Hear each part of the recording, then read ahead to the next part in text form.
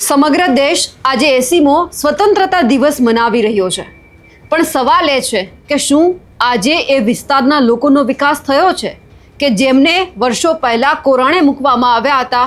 હજુ પણ જે વ્યક્તિને આપણે એવું કહીએ છીએ કે આ છેવાડાના માનવી છે, આ છેવાડાના માનવી સુધી વિકાસ ક્યારે પહોંચશે તે સવાલ આજે સમગ્ર જે ગુજરાત હોય કે દેશ હોય ત્યાંના લોકો છે તે પૂછી રહ્યા છે. આજે સવાલ અમે એટલા માટે ઉઠાવી રહ્યા છીએ કારણ કે ઘણા બધા વિસ્તાર એવા છે કે જ્યાં હજુ સુધી વિકાસ નથી થયો.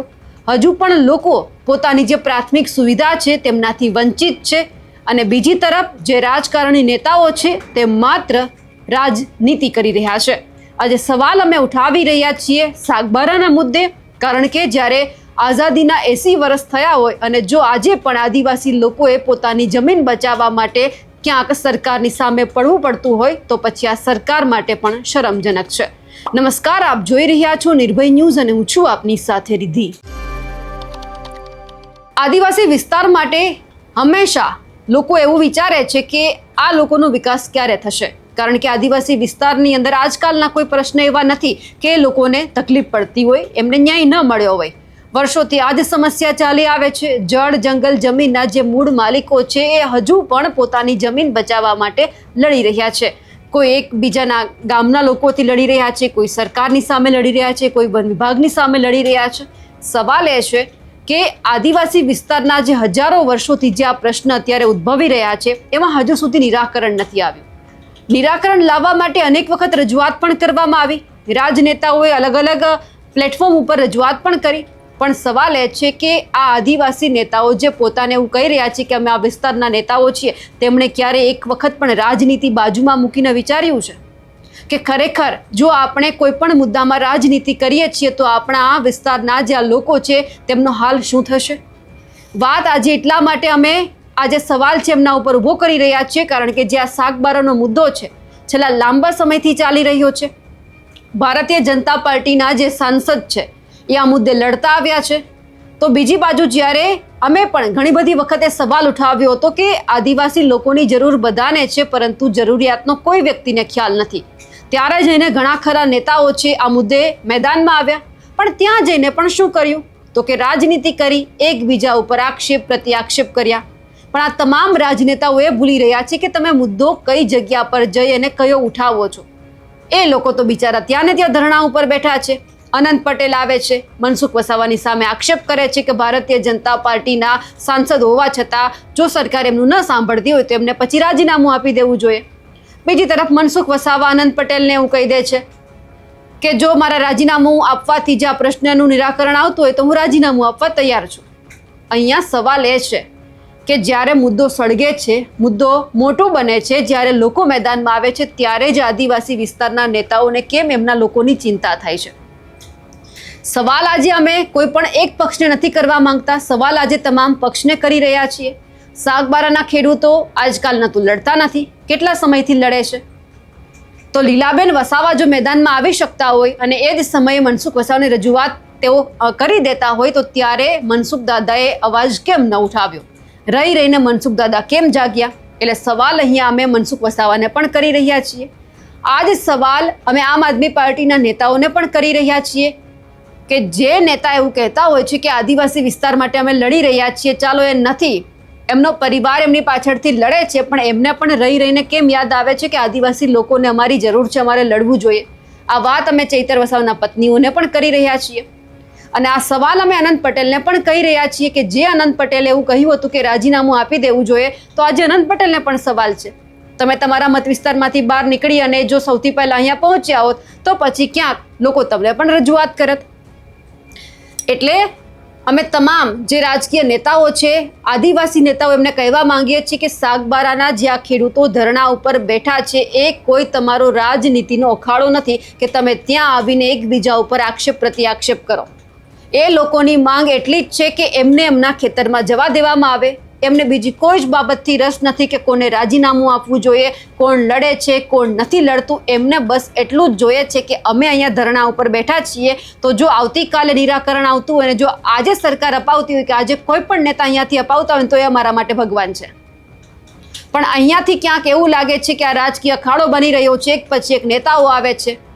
ક્યાંક ફોરેસ્ટ અધિકારીઓને ભલે તમે ખખડાવો, એમનાથી કોઈને વાંધો નથી, પણ તમે આવીને રાજકીય નેતાઓને બીજા ત્રીજા જવાબ આપો. એમની જગ્યા પર તમે એક વખતે વિચારો ને કે ભારતીય જનતા પાર્ટી, કોંગ્રેસ, આમ આદમી પાર્ટી આ બધું જ એક બાજુ મૂકીએ અને જેટલા પણ પોતાને દિલથી એવું કહે છે ને કે અમે આદિવાસી નેતા છીએ, એ એકબીજા સાથે સંપર્ક કરે અને એવું નક્કી કરે કે જો આપણે આ મુદ્દાનો ઉકેલ લાવવો છે તો આપણે બધા એક સાથે બેસીએ અને આ તમામ મુદ્દાને કારણે આપણે બધા એક સાથે ધરણા ઉપર બેસી આંદોલન કરીએ અને સરકારને સવાલ કરીએ. તો પછી સરકાર નમશે નહીં તો શું થશે? અહીંયા તો સરકાર પણ મજા લઈ રહી છે કે એક નેતા આવે છે, બીજાને જવાબ આપે છે, બીજાને સવાલ કરવામાં આવે છે તો એ ત્રીજાને જવાબ આપે છે. ક્યાં સુધી આમ ચાલતું રહેશે? આમાં તો જે શાકબારાના ખેડૂતો છે તેમનો મુદ્દો ક્યાંય ખોરંભે ચડી જશે.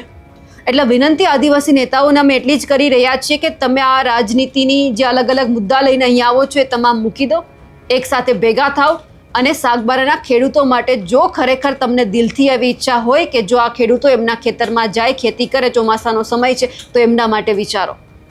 આ બધાની વચ્ચે આપણે સૌથી પહેલાં જે અનંત પટેલે જે મનસુખ વસાવા માટે કહ્યું હતું તે પણ સાંભળીએ અને સાથે આજે જ્યારે મનસુખ વસાવાને આ બાબતે સવાલ કરવામાં આવ્યો ત્યારે એમણે જે જવાબ આપ્યો છે તે સાંભળી લઈએ. શાકબારાના લોકોની સાથે, આદિવાસી સમાજના લોકોની સાથે, આસમાની ખેતી કરતા ખેડૂતોની સાથે અન્યાય થઈ રહ્યો એવું લાગે છે. માત્ર ને માત્ર રાજકીય કાવાદાવા, રાજકીય સ્ટન્ટ માટે અને પોતાની વોટ બેંક સાચવવા માટે અહીંના ખેડૂતોને હેરાન પરેશાન ભારતીય જનતા પાર્ટી કરે છે એવું લાગી રહ્યું છે. ભારતીય જનતા પાર્ટીના જે બે નેતાઓ છે એ નાટક કરી રહ્યા છે. મારી સરકાર હોય ને મારું નહીં સાંભળતી હોય ને ઉપવાસ પર બેહવું પડે એના કરતા તમારે ધારાસભ્યને સંસદ પદ જ છોડી દેવું જોઈએ. પોતાની સરકાર છે, પોતાની માં પીરસનાર છે અને છોકરા ભૂખે મરે. એટલે દર્શનાબેન અને મનસુખભાઈ તો રાજકારણ જ છોડી દેવું જોઈએ.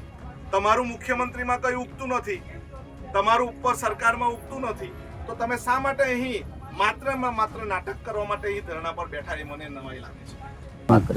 જો ભાઈ આ અનંત પટેલનું આખું સ્ટેટમેન્ટ એ પોલિટિકલી સ્ટેટમેન્ટ છે. આ પ્રશ્નને આનાથી તો ગૂંચવાના એ પ્રયત્નો કરે છે. ખરેખર તો ગૂંચવાયેલો પ્રશ્ન છે તો એને બધાએ સાથે મળીને આપણે ઉકેલવો જોઈએ. આમાં હું તો આ જ્યારથી આ લોકોને સમર્થન કર્યું છે, સાગબારા તાલુકાના ખેડૂતોને મેં જ્યારથી સમર્થન કર્યું છે, નાલ ખોપી ગામના આ વિસ્તારના ખેડૂતોને, ત્યારે મેં રાજકારણ વચ્ચે લાવ્યો જ નથી. એ અનંત પટેલ હોય કે તુષારભાઈને મારી નમ્ર વિનંતી છે કે મારી સરકાર હોવા છતાં પણ આ આદિવાસી ખેડૂતોના હું પડખે છું. અને આ પૂરતો જ નથી દાખલો, મારા બીજા પણ ભૂતકાળના દાખલા જોજો કે રિઝર્વ ફોરેસ્ટ સેન્ચ્યુરીના રોડ રસ્તા નહોતા બનતા તે વખતે પણ મેં ગુજરાત સરકારની સામે, ભાજપની સરકાર, ત્યારે મેં ધરણા કર્યા હતા કણજી વાંદરીમાં ને ઇકો સેન્સિટિવ ઝોનમાં મેં સંસદ સભ્ય તરીકે રાજીનામું આપી દીધું હતું. આ અનંત પટેલ સમજી લે ભાઈ, ઇકો સેન્સિટિવ ઝોનના મુદ્દે મેં સંસદ સભ્યમાંથી રાજીનામું આપી દીધું. સંસદ સભ્ય મારા માટે ગૌણ છે. મારી સરકાર હોવા છતાં પણ સાગબારા તાલુકાના ખેડૂતોના હું પડખે છું અને જેટલી પણ મારી ક્ષમતા છે, મારી સમજ શક્તિ છે એ રીતના સરકારને હું અપીલ કરવાનો છે. અને અનંત પટેલ રાજીનામે આપવાથી પ્રશ્ન સોલ્વ થઈ જવાનો હોય તો ચાલો હું રાજીનામું આપી દઉં.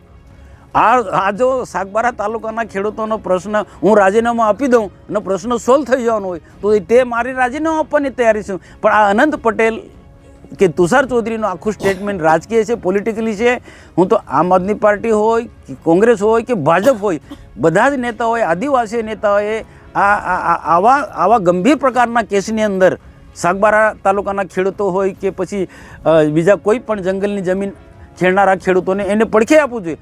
આ જે પેન્ડિંગ દાવા છે 8-9 હજાર છે, એમાં 2 થી 3 મળવાના છે, બધા નથી મળવાના. તો એ બધા ભેગા થઈને આપણે આદિવાસી નેતા ભેગા થઈને એના માટે ચર્ચા કરો ને, એના માટે ચર્ચા કરો. આ નાલ ખોપી સાગબારા તાલુકાના જેવો જ ગંભીર પ્રકારનો આવનારા દિવસોની અંદર જે પેન્ડિંગ દાવાવાળાનો થવાનો છે. આ સ્થિતિ પેન્ડિંગ દાવાળાની જ મેં અગાઉથી હું કહું છું કે બધાને પેન્ડિંગ દાવાળાને બધાને જમીન નથી મળવાની, એ 2-3 હજાર લોકોને જ મળવાનું, તો બાકીના લોકો ક્યાં જશે? તો આપણે આને બધાને જ ખબર છે. હું તો કહું આ બધા જ ગુજરાતના મોટા નેતાઓ, એમાં ભાજપવાળા હોય, કોંગ્રેસવાળા હોય કે આમ આદમી પાર્ટીના, આ બધા જ લોકોને ખબર છે કે આવનારા દિવસોમાં પણ કોઈને કોઈ આને બોલતું નથી.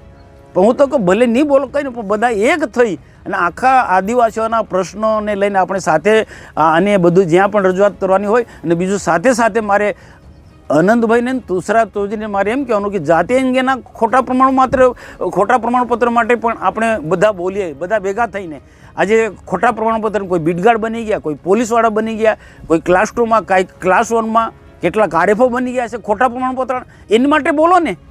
આદિવાસી એના માટે બધાએ ભેગા થવું છે.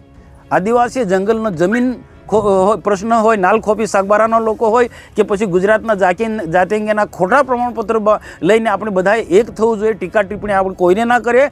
આદિવાસી ગુજરાતમાં એક હશે, દેશના આદિવાસી એક હશે તો આદિવાસીના પ્રશ્નો સોલ્વ થવાના છે.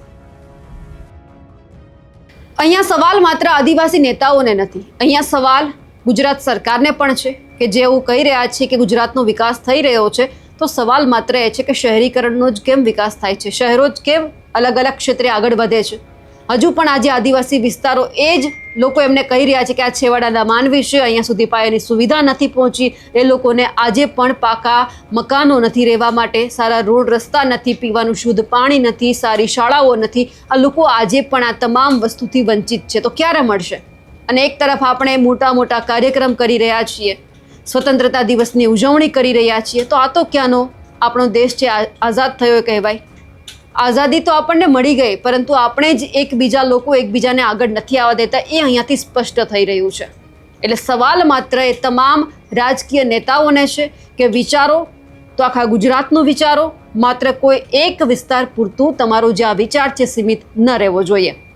હવે જે આદિવાસી વિસ્તારની અંદરથી કંઈક આ સમસ્યા સામે આવી છે અને જે અંદરો અંદર નેતાઓ લડી રહ્યા છે તે બાબતે આપ શું માનો છો? કમેન્ટ કરીને ચોક્કસથી જણાવજો. સાથે જ અમારી નિર્ભય ન્યૂઝ ચેનલને લાઇક, શેર અને સબસ્ક્રાઇબ કરવાનું ભૂલશો નહીં. નમસ્કાર.